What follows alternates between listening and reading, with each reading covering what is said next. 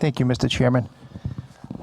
Director, in your chain of payments, you mentioned the first payment goes to the contractor, right? Outside contractor. If there is one. Right.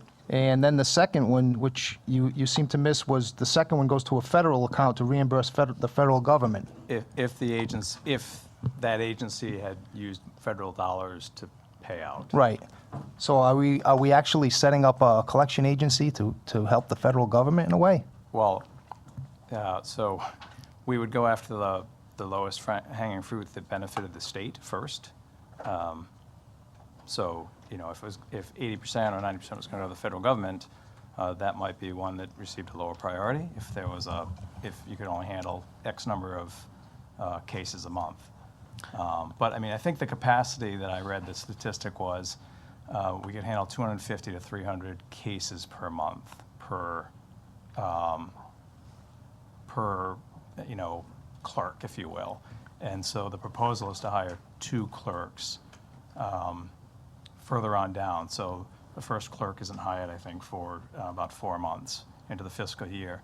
We hire 3 reconciliation clerks right away to go into the agencies and help with the issue. Typically, there's a percentage, like, you know, it's partial state, partial federal.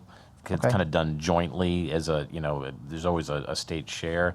The federal government, you know, actually providing a lot of the Rhode Island state budget, they tend to get fairly particular about that. Okay. So this could affect potentially every agency in the state. Is that right? Potentially. I tend to think like the colleges it probably would not.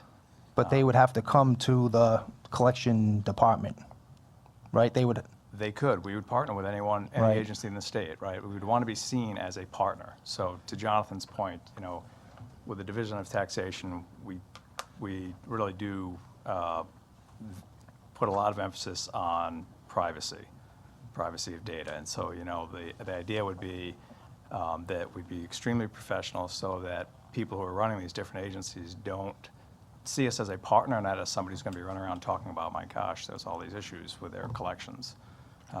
So we want to keep it extremely professional.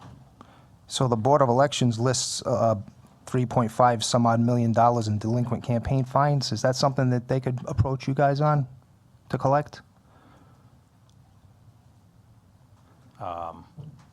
That's an interesting question. Okay. You don't have to answer it now, I guess. I'd have to think about that one. I have a constituent that's had some serious issues with the Department of Revenue. They threatened to cancel her registration if she didn't come up with a certain amount for a business tax. How much will the Department of Motor Vehicles be used to punish people?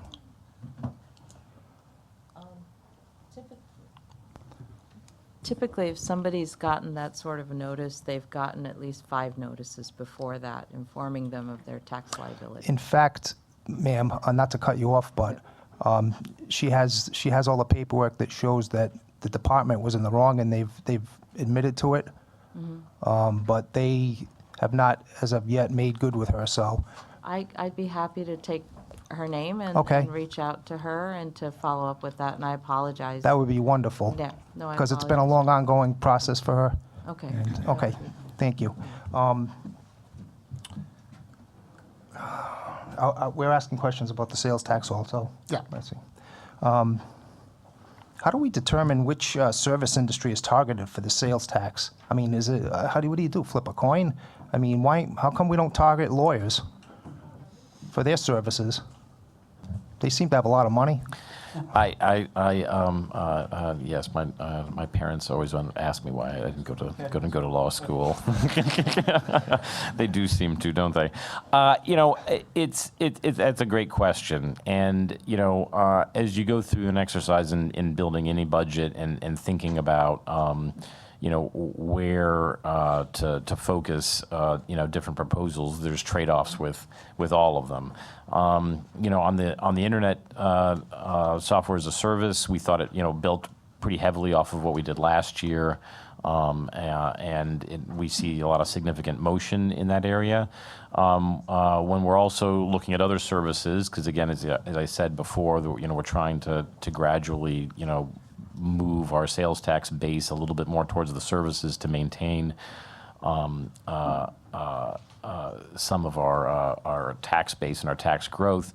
You try to focus on areas that don't necessarily aren't critical to the core operation of an organization, that they have some level of optionality to them.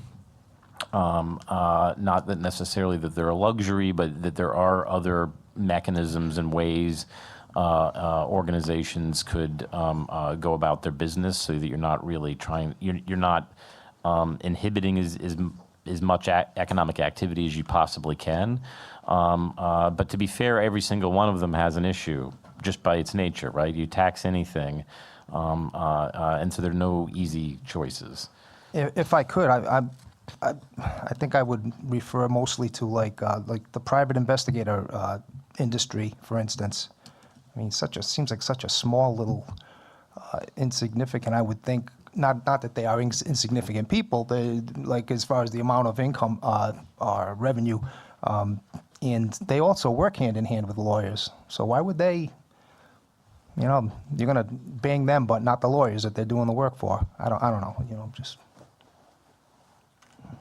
Thank you.